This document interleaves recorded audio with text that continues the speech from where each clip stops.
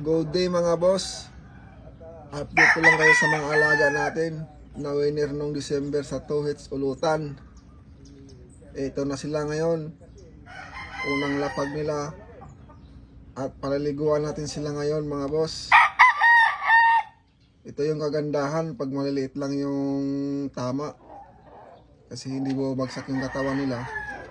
Kasi 3 days pa lang ay 2 days pinapakain ko na sila ng saging, tapos purong pellets lang na binabad sa tubig, kaya bulto pa rin yung mga katawan nila. So ito na sila mga boss, napaliguan na natin. Mukhang pwede na ulit isabak to,